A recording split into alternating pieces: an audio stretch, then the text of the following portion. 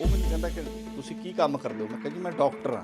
ਕਹਿੰਦਾ ਜੀ ਬਸ ਫਿਰ ਤਾਂ ਤੁਹਾਨੂੰ ਕਨੈਕਟ ਤੁਸੀਂ ਘਰ ਨਾ ਤੁਸੀਂ ਕੁਛ ਨਾ ਬਣਾਓ, ਉਹ ਬੰਦ ਕਰ ਦਿਓ ਕੰਮ। ਮੈਂ ਕਿਹਾ ਜੀ ਕਿਉਂ? ਉਹਨਾਂ ਨੇ ਮੈਨੂੰ ਅਮਰੀਕਾ ਦੇ ਵਿੱਚ ਵੀ ਰੈਫਰੈਂਸ ਦੇ ਦਿੱਤਾ, ਮੈਨੂੰ ਸਿੰਗਾਪੁਰ 'ਚ ਵੀ ਮਿਲਦੀ ਸੀ ਨੌਕਰੀ, ਬਟ ਮੈਂ ਉੱਥੇ ਕੁਝ ਇਹੋ ਜਿਹੇ ਮੇਰੇ ਨਾਲ ਵਾਕਿਆ ਹੋਏ ਕਿ ਮੈਂ ਉਸ ਤੋਂ ਬਾਅਦ ਇਹ ਪੱਗ ਕਿਉਂ ਬੰਨ੍ਹਦੇ ਹੋ, ਸਿੱਖ ਕੀ ਹੁੰਦੇ ਹੈ, ਇਹ ਵਾਲ ਕਿਉਂ ਨਹੀਂ ਕੱਟਦੇ, ਤੁਹਾਡੇ ਕਕਾਰ ਕੀ ਹੁੰਦੇ ਆ, ਮੈਨੂੰ ਉੱਥੇ ਆਪਣੀ ਇੱਕ ਪ੍ਰੋਫੈਸ਼ਨਲ ਸੈਟਿਸਫੈਕਸ਼ਨ ਨਹੀਂ ਮਿਲ ਰਹੀ ਸੀ। ਬਟ ਫਿਰ ਮੈਂ ਰਿਅਲਾਈਜ਼ ਕੀਤਾ ਕਿ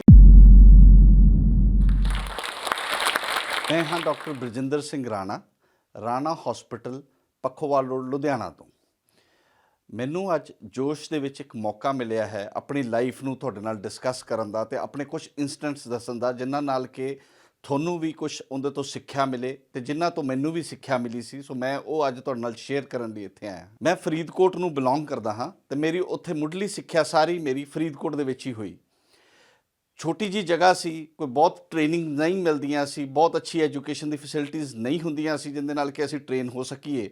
ਬਟ ਮੈਂ ਫਿਰ ਵੀ ਪੰਜਾਬ ਨੂੰ ਟੌਪ ਕੀਤਾ ਅਤੇ ਉਸ ਤੋਂ ਬਾਅਦ ਮੈਨੂੰ ਸਕਾਲਰਸ਼ਿਪ ਦੇ ਉੱਤੇ DMC ਪੜ੍ਹਨ ਦਾ ਮੌਕਾ ਮਿਲਿਆ ਅਤੇ ਮੈਂ DMC ਵਿੱਚ ਆਪਣੀ ਮੈਡੀਕਲ ਦੀ ਐਜੂਕੇਸ਼ਨ ਕੰਪਲੀਟ ਕੀਤੀ। ਉਸ ਤੋਂ ਬਾਅਦ ਮੈਂ ਪਟਿਆਲੇ ਦੇ ਵਿੱਚ ਆਪਣੀ ਪੋਸਟ ਗ੍ਰੈਜੂਏਸ਼ਨ ਕਰਨ ਚਲਾ ਗਿਆ। ਜਿਵੇਂ ਕਿ ਸਾਰੇ ਬੱਚਿਆਂ ਨੂੰ ਹੁੰਦਾ ਹੈ ਕਿ ਮੈਂ ਬਾਹਰ ਜਾਣਾ ਹੈ, ਉਸ ਤਰ੍ਹਾਂ ਮੈਨੂੰ ਵੀ ਬਹੁਤ ਸੀ। ਸੋ ਮੈਂ ਉਸ ਤੋਂ ਬਾਅਦ ਜਰਮਨੀ ਚਲਾ ਗਿਆ, ਜਿੱਥੇ ਕਿ ਮੈਂ ਫਿਰ ਆਪਣੀ ਨੈਕਸਟ ਟ੍ਰੇਨਿੰਗ ਕੀਤੀ। ਜਰਮਨੀ ਜਦੋਂ ਮੈਂ ਗਿਆ ਤਾਂ ਮੇਰੀਆਂ ਕਾਫੀ ਗੱਲਾਂ ਨਾਲ ਅੱਖਾਂ ਖੁੱਲ੍ਹੀਆਂ। ਮੈਨੂੰ ਲੱਗਦਾ ਸੀ ਕਿ ਮੈਂ ਜਰਮਨੀ ਚਲਾ ਜਾਊਂਗਾ ਤਾਂ ਮੇਰਾ ਸਾਰਾ ਪ੍ਰੋਬਲਮ ਸੋਲਵ ਹੋ ਜਾਣਗੀਆਂ। ਉਹਨਾਂ ਨੇ ਮੈਨੂੰ ਅਮਰੀਕਾ ਦੇ ਵਿੱਚ ਵੀ ਰੈਫਰੈਂਸ ਦੇ ਦਿੱਤਾ, ਮੈਨੂੰ ਸਿੰਗਾਪੁਰ 'ਚ ਵੀ ਮਿਲਦੀ ਸੀ ਨੌਕਰੀ।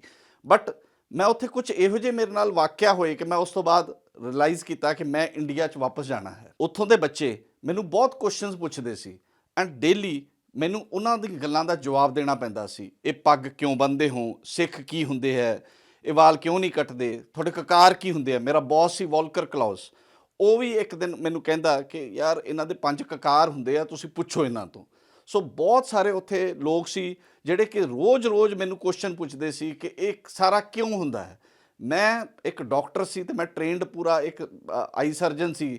ਮੈਨੂੰ ਇਹ ਗੱਲ ਨਹੀਂ ਸਮਝ ਆਉਂਦੀ ਸੀ ਕਿ ਮੈਨੂੰ ਆਪਣੀ ਹੋਂਦ ਦੱਸਣੀ ਰੋਜ਼ ਕਿਉਂ ਜ਼ਰੂਰੀ ਪੈਂਦੀ ਹੈ, ਕਿ ਮੈਂ ਇੱਕ ਬੰਦਾ ਆਪਣਾ ਟ੍ਰੇਨਡ ਬੰਦਾ, ਮੈਨੂੰ ਕੰਮ ਬਾਰੇ ਕਿਉਂ ਨਹੀਂ ਗੱਲ ਕੀਤੀ ਜਾਂਦੀ। ਇਸ ਕਰਕੇ ਫਿਰ ਮੈਨੂੰ ਉੱਥੇ ਜਰਮਨੀ ਦੇ ਵਿੱਚ ਫਿਰ ਮੈਂ ਉੱਥੇ ਕਈ ਵਾਰ ਘੁੰਮਣ ਵੀ ਜਾਣਾ ਤਾਂ ਮੇਰੇ ਨਾਲ ਵਿਤਕਰਾ ਹੁੰਦਾ ਸੀ। ਮੈਂ ਉੱਥੇ ਇਹ ਰਿਅਲਾਈਜ਼ ਕੀਤਾ ਕਿ ਚਾਹੇ ਇਹ ਜਿੰਨਾ ਮਰਜ਼ੀ, ਕਿਉਂਕਿ ਗੋਰੇ ਕਿਸੇ ਨੂੰ ਵੈਸੇ ਨੈਗੇਟਿਵ ਨਹੀਂ ਬੋਲਦੇ, ਬਟ ਮੈਂ ਉੱਥੇ ਦੇਖਿਆ ਕਿ ਉਹ ਉਹਨਾਂ ਦੇ ਐਕਸ਼ਨਸ 'ਚ ਮੈਂ ਕਈ ਵਾਰੀ ਭਾਂਪ ਲੈਂਦਾ ਸੀ ਕਿ ਉਹ ਮੈਨੂੰ ਇੱਕ ਸੈਕੰਡ ਗ੍ਰੇਡ ਸਿਟੀਜ਼ਨ ਵਾਂਗੂ ਟਰੀਟ ਕਰਦੇ ਆ।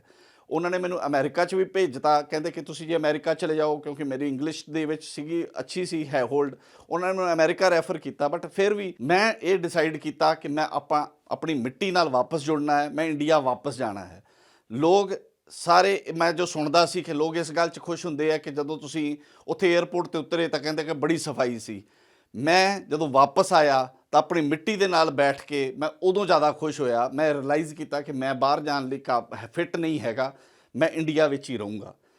ਉਸ ਤੋਂ ਬਾਅਦ ਉਹਨਾਂ ਨੇ ਮੈਨੂੰ ਉੱਥੇ ਵੀ ਕਿਹਾ ਕਿ ਯਾਰ ਇੰਡੀਆ ਦੇ ਵਿੱਚ ਵੀ ਬਹੁਤ ਅੱਛੇ ਇੰਸਟੀਚਿਊਟਸ ਹੈ, ਹੈਦਰਾਬਾਦ ਦੇ ਵਿੱਚ LVPI ਹਸਪੀਟਲ ਹੈ, ਉੱਥੇ ਜਾ ਕੇ ਤੁਸੀਂ ਕਿਉਂ ਨਹੀਂ ਟ੍ਰੇਨਿੰਗ ਕਰਦੇ। ਤਾਂ ਮੈਂ ਉੱਥੋਂ ਦੇ ਜਿਹੜਾ ਚੀਫ ਸੀ ਉਹਦੇ ਨਾਲ ਗੱਲ ਕੀਤੀ ਅਤੇ ਮੈਂ LVPI ਹੈਦਰਾਬਾਦ ਵਿੱਚ ਟ੍ਰੇਨ ਹੋ ਗਿਆ। ਉਹਨਾਂ ਦਾ ਇੱਕ ਸਿਸਟਮ ਸੀ ਜਿਹਦੇ ਵਿੱਚ ਕਿ ਉਹ 50% ਆਪਣੇ ਪੇਸ਼ੈਂਟਸ ਨੂੰ ਫ੍ਰੀ ਟਰੀਟ ਕਰਦੇ ਸੀ ਅਤੇ 50% ਤੋਂ ਪੈਸੇ ਲੈਂਦੇ ਸੀ। ਮੈਨੂੰ ਇਹ ਗੱਲ ਉੱਥੋਂ ਦਾ ਉਹ ਇੱਕ ਕਨਸੈਪਟ ਬਹੁਤ ਵਧੀਆ ਲੱਗਿਆ ਅਤੇ ਆਪਣੇ ਪੰਜਾਬ ਦੇ ਵਿੱਚ ਕੋਈ ਇਹੋ ਜਿਹਾ ਹਸਪੀਟਲ ਨਹੀਂ ਸੀ ਅੱਖਾਂ ਦਾ ਜਿਹਦੇ ਵਿੱਚ ਇਸ ਤਰ੍ਹਾਂ ਹੋਵੇ। ਮੈਂ ਇਸ ਆਈਡੀਆ ਨੂੰ ਲੈ ਕੇ ਵਾਪਸ ਪੰਜਾਬ ਆ ਗਿਆ। ਮੈਂ PGI 'ਚ ਕੰਮ ਕਰਨ ਚਲਾ ਗਿਆ, ਉੱਥੇ ਵੀ ਮੈਨੂੰ ਉਹ ਫੈਸਿਲਿਟੀ ਨਹੀਂ ਮਿਲੀ। ਫਿਰ ਮੈਂ ਸੋਚਿਆ ਕਿ ਮੈਂ ਆਪਣੇ ਫਰੀਦਕੋਟ ਸ਼ਹਿਰ ਵਾਪਸ ਜਾਂਦਾ ਹਾਂ। ਮੈਂ ਇੱਕ 3rd ਜਨਰੇਸ਼ਨ ਆਈ ਸਰਜਨ ਹਾਂ। ਮੇਰੇ ਦਾਦਾ ਜੀ ਆਈ ਸਰਜਨ ਸੀ, ਮੇਰੇ ਫਾਦਰ ਆਈ ਸਰਜਨ ਹਨ, ਆਪਦਾ ਪ੍ਰੈਕਟਿਸ ਵੀ ਕਰਦੇ ਆ। ਤਾਂ ਮੈਂ ਇੱਕ 3rd ਜਨਰੇਸ਼ਨ ਸੀ ਤਾਂ ਮੇਰੇ ਲਈ ਬਹੁਤ ਆਸਾਨ ਹੋਏਗਾ ਉੱਥੇ ਜਾ ਕੇ ਇੱਕ ਹਸਪੀਟਲ ਇਸ ਤਰ੍ਹਾਂ ਦਾ ਕ੍ਰੀਏਟ ਕਰਨਾ ਜਿਹਦੇ ਵਿੱਚ ਕਿ ਗਰੀਬ ਦੇ ਲਈ ਫ੍ਰੀ ਟਰੀਟਮੈਂਟ ਹੋਵੇ ਅਤੇ ਅਮੀਰ ਆਦਮੀ ਨੂੰ ਪੈਸੇ ਦੇਣੇ ਪੈਣ। ਮੈਂ ਫਰੀਦਕੋਟ ਪਹੁੰਚਿਆ, ਉੱਥੇ ਮੈਂ ਦੇਖਿਆ ਕਿ ਜਦੋਂ ਮੇਰੇ ਫਾਦਰ ਦਾ ਨਾਮ ਐਡਾ ਕੁ ਵੱਡਾ ਬਣ ਚੁੱਕਿਆ ਸੀ ਕਿ ਮੈਂ ਉੱਥੇ, ਮੈਨੂੰ ਸਾਰੇ ਕਾਕਾ ਜੀ ਕਹਿੰਦੇ ਸੀ ਅਤੇ ਮੈਂ ਉੱਥੇ ਜਦੋਂ ਕਿਸੇ ਨਾਲ ਵੀ ਗੱਲ ਕਰਦਾ ਸੀ ਤਾਂ ਉਹ ਕਾਕਾ ਜੀ ਇਸ ਤਰ੍ਹਾਂ, ਕਾਕਾ ਜੀ ਉਸ ਤਰ੍ਹਾਂ, ਤੁਸੀਂ ਤੁਹਾਡੇ ਫਲਾਣੇ ਫਾਦਰ ਐਂ ਕਰਦੇ, ਤੁਹਾਡੇ ਦਾਦਾ ਜੀ ਐਂ ਕਰਦੇ ਹੁੰਦੇ ਸੀ। ਅਲਟੀਮੇਟਲੀ ਮੈਨੂੰ ਉੱਥੇ ਆਪਣੀ ਇੱਕ ਪ੍ਰੋਫੈਸ਼ਨਲ ਸੈਟਿਸਫੈਕਸ਼ਨ ਨਹੀਂ ਮਿਲ ਰਹੀ ਸੀ। ਮੈਂ ਕਾਫੀ ਕੋਸ਼ਿਸ਼ ਕੀਤੀ ਉੱਥੇ ਆਪਣੇ ਆਪ ਨੂੰ ਸੈੱਟ ਕਰਨ ਦੀ, ਬਟ ਫਿਰ ਮੈਂ ਰਿਅਲਾਈਜ਼ ਕੀਤਾ ਕਿ ਇਹ ਜਗ੍ਹਾ ਮੇਰੇ ਲਈ ਨਹੀਂ ਹੈ। ਜਿਵੇਂ ਕਹਿੰਦੇ ਆ ਕਿ ਬੋਰਡ ਥੱਲੇ ਕੋਈ ਹੋਰ ਪਲਾਂਟ ਨਹੀਂ ਹੁੰਦਾ, ਮੈਨੂੰ ਸਮਝ ਆ ਗਈ ਕਿ ਇਹ ਬੋਰਡ ਹੈ ਅਤੇ ਮੈਂ ਇਹਦੇ ਥੱਲੇ ਫਲ ਫੁੱਲ ਨਹੀਂ ਸਕਦਾ। ਮੈਂ ਉੱਥੋਂ ਵਾਪਸ ਆ ਕੇ ਲੁਧਿਆਣੇ ਆ ਗਿਆ। ਜਦੋਂ ਮੈਂ ਲੁਧਿਆਣੇ ਸ਼ਹਿਰ ਆਇਆ, ਮੈਨੂੰ ਇੱਕ ਛੋਟੀ ਜਿਹੀ ਨੌਕਰੀ ਮਿਲੀ ਇੱਕ ਚੈਰੀਟੇਬਲ ਹਸਪਤਾਲ ਦੇ ਵਿੱਚ, ਜਿੱਥੇ ਕਿ ਮੈਂ ਸੋਚਦਾ ਸੀ ਵੀ ਸ਼ਾਇਦ ਮੇਰਾ ਇਹ ਸ਼ੁਰੂਆਤ ਹੋ ਜਾਏਗੀ, ਕਿਉਂਕਿ ਇਹ ਚੈਰਿਟੀ 'ਚ ਬਿਲੀਵ ਕਰਦੇ ਆ। ਸੋ ਹੋ ਸਕਦਾ ਹੈ ਕਿ ਮੈਨੂੰ ਇੱਥੇ ਉਹ ਸੈਟਿਸਫੈਕਸ਼ਨ ਪ੍ਰੋਫੈਸ਼ਨਲ ਮਿਲ ਜਾਏ ਜਿਹੜੀ ਕਿ ਮੈਨੂੰ ਹੈਦਰਾਬਾਦ ਮਿਲਦੀ ਹੁੰਦੀ ਸੀ। ਜਦੋਂ ਮੈਂ ਦੇਖਿਆ ਉਹਨਾਂ ਨਾਲ ਕੰਮ ਕੀਤਾ ਤਾਂ ਮੈਂ ਰਿਅਲਾਈਜ਼ ਕੀਤਾ ਕਿ ਉਹ ਵੀ ਅਲਟੀਮੇਟਲੀ ਪੈਸੇ ਦੀ ਹੀ ਭਾਸ਼ਾ ਬੋਲਦੇ ਹੈ। ਉਹ ਕੋਈ ਚੈਰਿਟੀ ਦੇ ਨਾਮ ਤੇ ਸਿਰਫ ਥੋੜੇ ਮੋਟੇ ਕੰਮ ਸੀ ਜੋ ਚੈਰਿਟੀ ਕਰਦੇ ਸੀ, ਬਟ ਅਦਰਵਾਈਜ਼ ਉਹ ਮੈਜੋਰਿਟੀ ਕੰਮ ਉਹਨਾਂ ਦੇ ਵੀ ਬਿਜ਼ਨਸ ਮਾਈਂਡਡ ਸੀ ਅਪਰੋਚ। ਮੈਂ ਇਸ ਗੱਲ ਨੂੰ ਪਸੰਦ ਨਹੀਂ ਕੀਤਾ। ਉਸ ਇੰਸਟੈਂਸ ਦੇ ਨਾਲ ਮੇਰੀ ਇੱਕ ਐਂਟਰਪ੍ਰੈਨਿਓਰ ਦੀ ਜਰਨੀ ਸ਼ੁਰੂ ਹੋਈ। ਮੇਰੇ ਕੋਲ ਇੱਕ ਬਹੁਤ ਛੋਟੀ ਜਿਹੀ ਜਗ੍ਹਾ ਸੀ ਇੱਥੇ ਲੁਧਿਆਣੇ ਦੇ ਵਿੱਚ, ਪਰ ਮੇਰੇ ਕੋਲ ਪੈਸੇ ਨਹੀਂ ਸੀ ਕਿ ਮੈਂ ਉੱਥੇ ਇੱਕ ਹਸਪੀਟਲ ਬਣਾ ਸਕਾਂ। ਜਦੋਂ ਮੈਂ ਹਸਪੀਟਲ ਬਣਾਉਣ ਲਈ ਸੋਚਿਆ ਤਾਂ ਮੈਂ ਸਭ ਤੋਂ ਪਹਿਲਾਂ ਬੰਦੇ ਨੂੰ ਇਹੀ ਹੁੰਦਾ ਵੀ ਮੈਂ ਜਾ ਕੇ ਆਪਣੇ ਨੈਸੈਸਰੀ ਪਰਮਿਸ਼ਨਸ ਲਵਾਂ। ਮੈਂ ਪਰਮਿਸ਼ਨ ਲੈਣ ਲਈ ਆਪ ਗਿਆ। ਮੈਂ ਕਿਹਾ ਜੀ ਪਰਮਿਸ਼ਨ ਸਾਨੂੰ ਚਾਹੀਦੀ ਹੈ ਅਤੇ ਇਸ ਤਰ੍ਹਾਂ ਅਸੀਂ ਇੱਕ ਬਿਜਲੀ ਦਾ ਕਨੈਕਸ਼ਨ ਚਾਹੀਦਾ ਸਾਨੂੰ। ਉੱਥੇ ਜਿਹੜਾ ਬੰਦਾ ਬੈਠਾ ਸੀ ਉਹ ਮੈਨੂੰ ਕਹਿੰਦਾ ਕਿ ਤੁਸੀਂ ਕੀ ਕੰਮ ਕਰਦੇ ਹੋ? ਮੈਂ ਕਿਹਾ ਜੀ ਮੈਂ ਡਾਕਟਰ ਹਾਂ। ਕਹਿੰਦਾ ਜੀ ਬਸ ਫਿਰ ਤਾਂ ਤੁਹਾਨੂੰ ਤੁਸੀਂ ਘਰ ਨਾ, ਤੁਸੀਂ ਕੁਛ ਨਾ ਬਣਾਓ, ਉਹ ਬੰਦ ਕਰ ਦਿਓ ਕੰਮ। ਮੈਂ ਕਿਹਾ ਜੀ ਕਿਉਂ? ਉਹਨੇ ਮੈਨੂੰ ਕਿਹਾ ਕਿ ਕਮਰਸ਼ੀਅਲ ਕਨੈਕਸ਼ਨ ਤੁਹਾਨੂੰ ਮਿਲ ਹੀ ਨਹੀਂ ਸਕਦਾ। ਪਰ ਮੈਂ ਇਸ ਗੱਲ ਨੂੰ ਗੌਲਿਆ ਨਹੀਂ, ਮੈਂ ਇਸ ਗੱਲ ਤੋਂ ਡਿਸਕਰੇਜ ਨਹੀਂ ਹੋਇਆ। ਮੈਂ ਆਪਣੀ ਕੰਸਟਰਕਸ਼ਨ ਕਰਦਾ ਰਿਹਾ। ਜਦੋਂ ਕੰਸਟਰਕਸ਼ਨ ਖਤਮ ਹੋਈ ਤਾਂ ਸਮੇਂ ਦਾ ਇਸ ਤਰ੍ਹਾਂ ਫੇਰ ਹੁੰਦਾ ਕਿ ਉਹ ਕਨੈਕਸ਼ਨਸ ਵੈਸੇ ਹੀ ਲੀਗਲਾਈਜ਼ ਕਰ ਦਿੱਤੇ ਗੌਰਮੈਂਟ ਨੇ।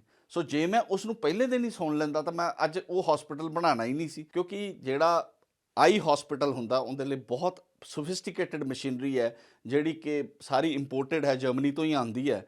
ਸੋ ਮੇਰੇ ਕੋਲ ਇੰਨੇ ਪੈਸੇ ਨਹੀਂ ਸਨ ਤਾਂ ਮੈਂ ਥੋੜ੍ਹੀ ਦੇਰ ਜੌਬ ਕਰਦਾ ਰਿਹਾ। ਉਸ ਜੌਬ 'ਚੋਂ ਜੋ ਪੈਸੇ ਵੀ ਇਕੱਠੇ ਹੋਏ ਉਹਨਾਂ ਦੇ ਨਾਲ ਮੈਂ ਕੁਛ ਕਰਕੇ ਮੈਂ ਇੱਕ ਤਰੀਕਾ ਅਪਣਾਇਆ। ਉਸ ਤੋਂ ਬਾਅਦ ਮਸ਼ੀਨਾਂ ਲੈਣ ਲਈ ਮੈਂ ਬੈਂਕ ਕੋਲ ਨਹੀਂ ਜਾਂਦਾ ਸੀ, ਕਿਉਂਕਿ ਬੈਂਕਸ ਉਦੋਂ ਕੋਈ ਵੀ ਆਪਾਂ ਬੈਂਕ ਤੋਂ ਪੈਸੇ ਲੈਂਦੇ ਤਾਂ ਆਪਣੇ ਤੋਂ ਇੰਟਰਸਟ ਲੈਂਦੇ ਆ। ਮੇਰੇ ਕੋਲ ਇੰਨੇ ਪੈਸੇ ਨਹੀਂ ਸੀ ਕਿ ਮੈਂ ਉਹਨਾਂ ਨੂੰ ਇੰਟਰਸਟ ਦੇ ਸਕਾਂ। ਮੈਂ ਉਹਨਾਂ ਨੂੰ ਮਸ਼ੀਨ ਵਾਲਿਆਂ ਨੂੰ ਹੀ, ਕੰਪਨੀਆਂ ਨੂੰ ਕਹਿੰਦਾ ਸੀ ਕਿ ਮੇਰੇ 'ਤੇ ਤੁਸੀਂ ਵਿਸ਼ਵਾਸ ਕਰੋ, ਮੈਨੂੰ ਮਸ਼ੀਨ ਦੇ ਦਿਓ, ਮੇਰੇ ਤੋਂ ਮਹੀਨੇ ਦੇ ਮਹੀਨੇ ਤੁਸੀਂ ਪੈਸੇ ਲੈ ਲੈਣਾ। ਸੋ ਮੈਂ ਕਿਸ਼ਤ ਰਾਦਰ ਦੈਨ ਬੈਂਕਸ ਨੂੰ ਬੰਨ੍ਹਣ ਦੀ ਬਜਾਏ ਮੈਂ ਉਹਨਾਂ ਦੇ ਨਾਲ ਹੀ ਗੱਲ ਕਰ ਲਈ। ਐਂਡ ਉਹਨਾਂ ਨੂੰ ਵੀ ਪਤਾ ਸੀ, ਮੇਰੀ ਬੈਕਗਰਾਊਂਡ ਪਤਾ ਸੀ, ਤਾਂ ਉਹਨਾਂ ਨੇ ਮੈਨੂੰ ਕਦੇ ਕਿਸੇ ਨੇ ਵੀ ਮਨਾ ਨਹੀਂ ਕੀਤਾ। ਇਸ ਤਰ੍ਹਾਂ ਮੈਂ ਆਪਣੀਆਂ ਮਸ਼ੀਨਸ ਐਕਵਾਇਰ ਕਰਦਾ ਰਿਹਾ।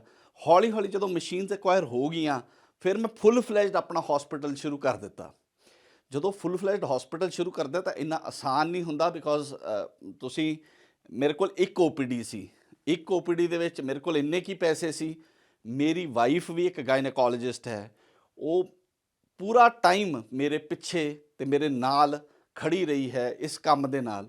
ਹੁਣ ਉਹਨੂੰ ਵੀ ਮੈਂ ਨਜ਼ਰਅੰਦਾਜ਼ ਨਹੀਂ ਕਰ ਸਕਦਾ ਸੀ ਕਿ ਉਹ ਆਪਦਾ ਨਾ ਕੰਮ ਕਰੇ ਅਤੇ ਮੈਂ ਇਕੱਲਾ ਆਪਣਾ ਕਰੀ ਜਾਵਾਂ। ਸੋ ਅਸੀਂ ਇੱਕ OPD ਨੂੰ ਸ਼ੇਅਰ ਕਰਨ ਲੱਗ ਪਏ। ਕਿਸੇ ਟਾਈਮ ਉਹ ਬੈਠਦੀ ਸੀ, ਥੋੜ੍ਹੀ ਦੇਰ ਮੈਂ ਬੈਠਦਾ ਸੀ। ਇਸ ਨਾਲ ਅਸੀਂ ਥੋੜ੍ਹਾ ਟਾਈਮ ਕਰਕੇ ਕੱਢਦੇ ਰਹੇ। ਇੱਕ ਹਸਪੀਟਲ ਤਾਂ ਬਣ ਗਿਆ, ਪਰ ਉਹਨੂੰ ਅੱਗੋਂ ਜਿਹੜੀਆਂ ਵਿੰਡੋਜ਼ ਲੱਗਣੀਆਂ ਉਹਦੇ 'ਚ ਪੈਸੇ ਲੱਗਣੇ ਸੀ। ਅੰਦਰ ਕਬੂਤਰ ਆਉਣੇ ਸ਼ੁਰੂ ਹੋ ਗਏ ਕਿਉਂਕਿ ਵਿੰਡੋਜ਼ ਨਹੀਂ ਲੱਗੀਆਂ ਹੋਈਆਂ। ਮੈਂ ਇਸ ਲਈ ਵੀ ਹੁਣ ਜੇ ਆਪਾਂ ਮਸ਼ੀਨ ਵਾਲਿਆਂ ਨੂੰ ਤਾਂ ਰਿਕੁਐਸਟ ਕਰ ਸਕਦੇ ਹਾਂ, ਕਿਉਂਕਿ ਉਹ ਵੱਡੀ ਅਮਾਊਂਟ ਹੈ। ਹੁਣ ਜੇ 20,000 ਲਈ ਕਿਸੇ ਨੂੰ ਕਹੋ ਤਾਂ ਅਗਲਾ ਕਹਿੰਦਾ ਵੀ ਯਾਰ ਮਹੀਨੇ ਬਾਅਦ ਲਗਵਾ ਲਿਓ। ਪਰ ਇੱਕ ਸੱਜਣ ਸੀ ਮੇਰੇ, ਉਹ ਸੱਜਣ ਨੇ ਮੇਰੀ ਹੈਲਪ ਕੀਤੀ, ਇੱਥੇ ਲੁਧਿਆਣੇ ਦਾ ਹੀ ਹੈ। ਉਹਨੂੰ ਮੈਂ ਇੱਕ ਗੱਲ ਕਹੀ ਵੀ ਯਾਰ ਤੂੰ ਮੇਰੇ ਬਾਰੀ ਲਾ ਦੇ, ਪਰ ਪੈਸੇ ਤੂੰ ਮੇਰੇ ਤੋਂ ਬਾਅਦ 'ਚ ਲੈ ਲਈ, ਐਂਡ ਉਸ ਨਾਲ ਮੇਰਾ ਕੰਮ ਚੱਲ ਪੂਗਾ, ਫਿਰ ਮੈਂ ਤੈਨੂੰ ਪੈਸੇ ਪੇ ਕਰਦਾ ਰਹੂੰ। ਉਸ ਬੰਦੇ ਨੇ ਮੇਰੀ ਮਦਦ ਕੀਤੀ, ਮੇਰੀ ਇੱਕ ਬਾਰੀ ਲਾਤੀ। ਹੌਲੀ ਹੌਲੀ ਕਰਕੇ ਉਹ ਇੱਕ ਕਰਕੇ 5-5 ਹਜ਼ਾਰ ਦੀ ਬਾਰੀ ਉਸ ਟਾਈਮ 'ਤੇ ਇੱਕ ਲੱਗਦੀ ਸੀ। ਉਹ ਮੈਂ 5-5 ਇੱਕ ਲਵਾ ਲੈਂਦਾ ਸੀ, ਉਹਦੇ ਪੈਸੇ ਦੇ ਦਿੰਦਾ ਸੀ, ਅਗਲੀ ਲਵਾ ਲੈਂਦਾ ਸੀ। ਉਹ ਬੰਦੇ ਨਾਲ ਮੇਰਾ ਇੰਨਾ ਕੁ ਪਿਆਰ ਹੋ ਗਿਆ ਕਿ ਹੁਣ ਪਿੱਛੇ ਜੇ ਉਹਦੀ ਬੇਟੀ ਦੀ ਲੇਸਿਕ ਸਰਜਰੀ ਉਹ ਮੈਂ ਹੀ ਕੀਤੀ ਹੈ, ਮੇਰੇ ਤੋਂ ਹੀ ਕਰਾਈ ਹੈ, ਅਤੇ ਹੁਣ ਸਾਡਾ ਬਹੁਤ ਪਿਆਰ ਆ ਉਹਦੇ ਨਾਲ। ਸੋ ਕਹਿਣ ਤੋਂ ਭਾਵ ਇਹ ਹੈ ਕਿ ਇੱਕਦਮ ਪੈਸੇ ਇੰਨੇ ਨਹੀਂ ਹੁੰਦੇ ਕਿਸੇ ਕੋਲ ਵੀ, ਕੋਈ ਵੀ ਬੰਦਾ ਹੋਵੇ। ਸੋ ਉਸ ਨਾਲ ਪਰ ਇੱਕ ਸਾਡੇ ਏਮ ਬਣਿਆ ਹੋਇਆ ਸੀ ਕਿ ਅਸੀਂ ਇਹ ਕੰਮ ਕਰਨਾ ਹੀ ਕਰਨਾ ਹੈ।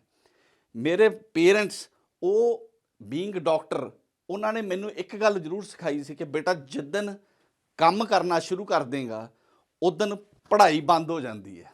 ਸੋ ਉਹਨਾਂ ਨੇ ਮੈਨੂੰ ਇੱਕ ਮੌਕਾ ਦਿੱਤਾ, ਟ੍ਰੇਨਿੰਗਸ ਕਰਾਈਆਂ ਵੀ ਟ੍ਰੇਨਿੰਗ ਪਹਿਲਾਂ ਕਰੋ, ਪੈਸੇ ਬਾਅਦ 'ਚ ਕਮਾਣੇ ਹੈ। ਸੋ ਜਦੋਂ ਤੱਕ ਟ੍ਰੇਨਿੰਗ ਕਰਦੇ ਹੋ, ਕਿਉਂਕਿ ਹਰ ਬੰਦੇ ਨੂੰ ਹੁੰਦਾ ਵੀ ਮੈਂ ਹੁਣ ਪੜ੍ਹ ਲਿਆ ਤਾਂ ਮੈਨੂੰ ਕੁਛ ਕਮਾਉਣਾ ਸ਼ੁਰੂ ਕਰਾਂ, ਪਰ ਉਹਨਾਂ ਨੇ ਮੈਨੂੰ ਇੱਥੇ ਇਹ ਗੱਲ ਸਮਝਾਉਣ ਦੇ ਨਾਲ ਉਹ ਮੈਂ ਚੀਜ਼ ਪੱਲੇ ਬੰਨ੍ਹ ਲਈ। ਜਦੋਂ ਟ੍ਰੇਨਿੰਗਸ ਖਤਮ ਹੋਈਆਂ ਤਾਂ ਫਿਰ ਮੈਂ ਇਹ ਆਪਣੀ ਐਂਟਰਪ੍ਰੈਨਿਓਰ ਜਰਨੀ ਸ਼ੁਰੂ ਕੀਤੀ। ਜਦ ਇਸ ਜਰਨੀ ਦੇ ਵਿੱਚ ਮੇਰੀ ਵਾਈਫ ਵੀ ਮੇਰੇ ਨਾਲ ਆ ਗਈ, ਉਸ ਨਾਲ ਅਸੀਂ ਬਹੁਤ ਉਸ ਹਸਪੀਟਲ ਨੂੰ, ਜਿਹੜਾ ਹਸਪੀਟਲ 'ਚ ਮੇਰੇ ਕੋਲ ਇੱਕ ਬਾਰੀ ਲਵਾਉਣ ਦਾ ਨਹੀਂ ਸੀ, ਉਹ ਇਸ ਟਾਈਮ 'ਤੇ ਲੁਧਿਆਣੇ ਦੇ ਬੈਸਟ ਆਈ ਹਸਪੀਟਲ ਦੇ ਵਿੱਚ ਨਾਮ ਉਹਦਾ ਆਉਂਦਾ। ਉਸ ਤੋਂ ਬਾਅਦ ਅਸੀਂ IVF ਜੇ ਟੈਸਟ ਟਿਊਬ ਬੇਬੀ ਹੈ, ਉਹਦੀਆਂ ਵੀ ਮਸ਼ੀਨਾਂ ਫਿਰ ਮੈਂ ਐਂ ਹੀ ਹੌਲੀ ਹੌਲੀ ਕਰਕੇ ਖਰੀਦੀਆਂ ਐਂਡ ਅਲਟੀਮੇਟਲੀ ਸਾਡਾ ਜਿਹੜਾ ਉਹ ਪੂਰਾ ਹਸਪੀਟਲ ਹੈ ਉਹ ਹੁਣ ਟੈਸਟ ਟਿਊਬ ਬੇਬੀ ਦਾ ਵੀ ਪੰਜਾਬ ਦਾ ਉੱਤਮ ਸੈਂਟਰ ਬਣ ਗਿਆ। ਆਈ ਦਾ ਉਹ ਪਹਿਲਾਂ ਹੀ ਸੈਂਟਰ ਬਹੁਤ ਵਧੀਆ ਸੀ ਐਂਡ ਇਸ ਚੀਜ਼ ਦੇ ਨਾਲ ਅਸੀਂ ਇਨਕਰੇਜ ਹੋਏ ਅਤੇ ਅਸੀਂ ਹੁਣ ਹੋਰ ਐਕਸਪੈਂਡ ਕਰਕੇ ਇੱਕ ਨਾਲ ਦਾ ਆਪਦਾ ਪਲਾਟ ਲੈ ਕੇ ਅਤੇ ਹਸਪੀਟਲ ਨੂੰ ਦੁੱਗਣੇ ਸਾਈਜ਼ 'ਚ ਬਣਾ ਰਹੇ ਹਾਂ। ਤੁਸੀਂ ਅੱਜ ਜਿੱਥੇ ਵੀ ਮੁਕਾਮ 'ਤੇ ਹੋ ਉਸ ਤੋਂ ਬੈਟਰ ਹੋਣ ਦੀ ਕੋਸ਼ਿਸ਼ ਕਰੋ। ਸਕਸੈਸ ਉਸੇ ਨੂੰ ਹੀ ਕਹਿੰਦੇ ਹੈ।